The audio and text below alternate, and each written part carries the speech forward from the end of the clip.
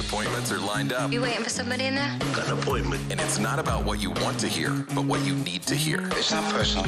It's strictly business. It's time you and me had a private talk, Winger. Step into my office. It's Step Into My Office with Michael Lombardi. Mr. Lombardi, we'll see you now. All right, it's about that time. Step into my office. Joe Burrow, 2 days after becoming the highest paid player in NFL history, Joey B has his first sub-100-yard passing day, throws for just 42 yards, 45% completion, 0 touchdowns, and an ugly loss to open the season, 14 of 31. Michael, if you're giving Joey B some advice, obviously he's coming off of the injury. This is a team that's been known for slow starts. What does Joe Burrow need to hear as they look to push their season ahead? Look, it's the best thing that could happen to you. You know, if you're going to lose a game, it's best to lose them early. And, you know, now you've got the team's full attention back, and let's get back to getting some kind of rhythm. I think what we saw yesterday on the field was that Cleveland understood what you were trying to do offensively. They made it hard for you to do that. And then also, because of the ball and because of the weather, it made it very difficult to get the ball outside the numbers to the two guys you got to get the ball to, which is T. Higgins and the great Jamar Chase. So, look, it's a game put behind us. We still have a good team. This was going to be – the NFL season is always measured by what happens in November and December, and let's shoot for that. But I think more than anything, I think all teams today should focus on themselves, not on what happened. They need to focus on what they do well and how they handle it and go from there. Don't worry about what lies ahead, because you have to set a standard of excellence for yourself. The opponent really in September is yourself. You know, eliminate your mistakes, focus on who you are. Don't worry about the next team. Worry about how can your team get better. Me versus me, certainly a great approach. And if you ask Joe Burrow, and reporters did after the game, how he feels about it, he thought week one, it's just week one. Nobody's panicking in here, guys. Week one doesn't define anybody's season. Obviously, not very good out there, but anybody that watched saw that. But we've been in this spot before. We've come back stronger and had great years, so that's what we're going to do.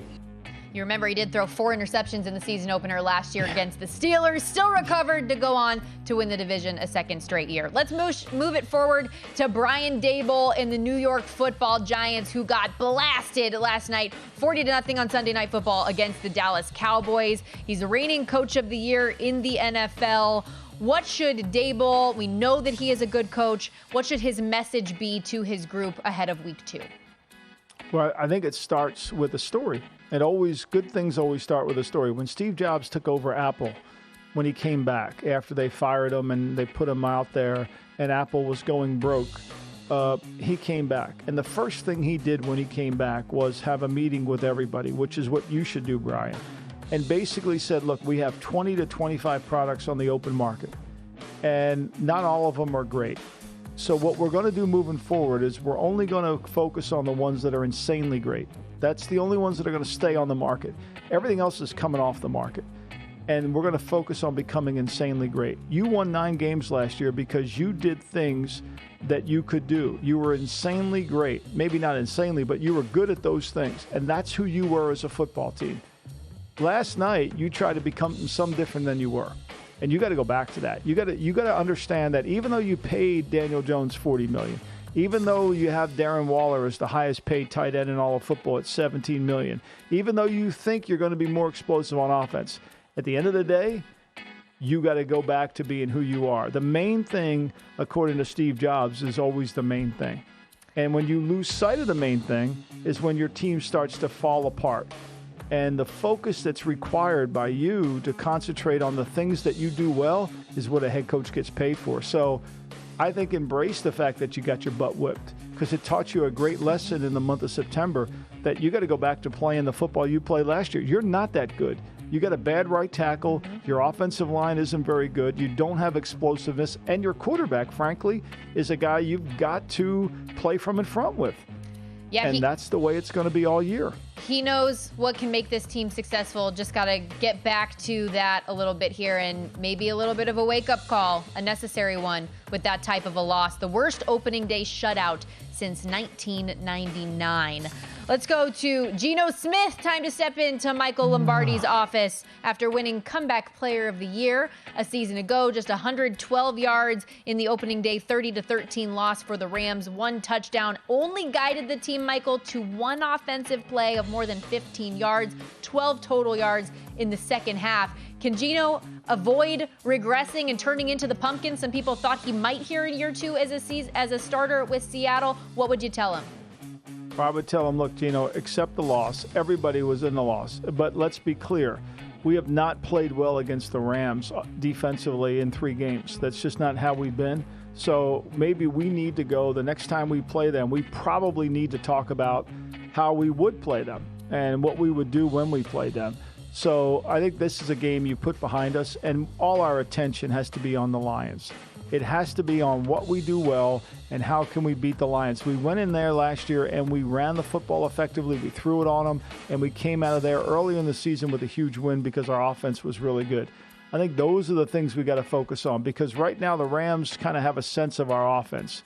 They know what Shane wants to do offensively. They kind of have a sense of his play calling, and they get a good read on the quarterback. And, you know, we know this. You won't have to be worried about Aaron Donald coming at you where you say, oh, my God, he's coming.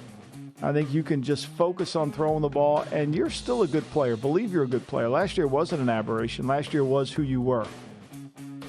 And it didn't help, adding insult to literal injury, that a couple injuries in the third quarter to both his left and right tackle, as well as wide receiver Tyler Lockett. They didn't have corner Devin Witherspoon on the back end to help him out defensively, so a lot of things didn't go Seattle's way in this game. How about J.K. Dobbins, who you hate to see it? Tears his Achilles tendon week 1. He's done for the year. He missed all of 2021 and half of last year with a torn ACL.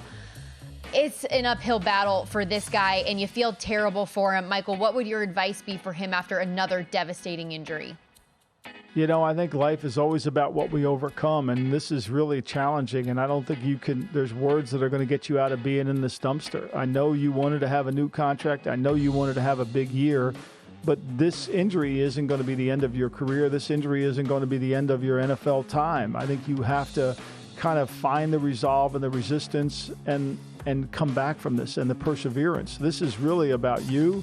And I know you want to be able to be rewarded for your talents in the National Football League, but there's still a lot to come.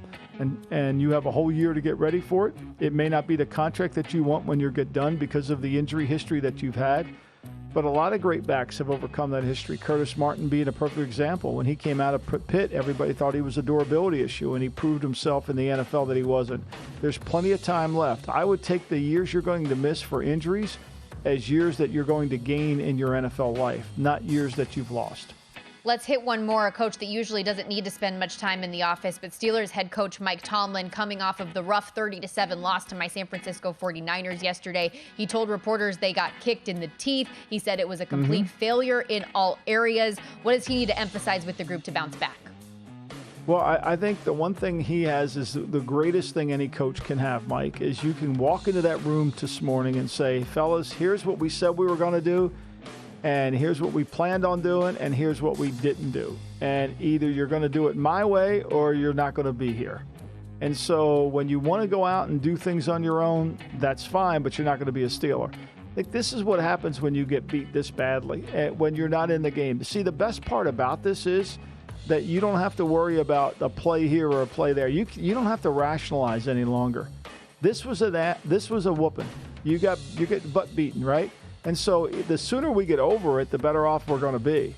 And the sooner we understand it, the better off we're going to be. So let's move forward, and let's take this opportunity to get our team better. Again, you know this as well as anybody. The month of September is all about us. It isn't about any opponent. Sage advice for the 15-year head coach out there in Pittsburgh. Steelers getting 2 points against the Browns as part of that Monday night doubleheader coming up this coming week. Total 40.5. So we'll see if they can move forward in a positive direction. Kenny Pickett, of course, throws 2 picks in the loss. Should have been 3. Fred Warner dropped one that was right in his hands. Go to VSiN.com/subscribe to become a VSiN Pro subscriber today.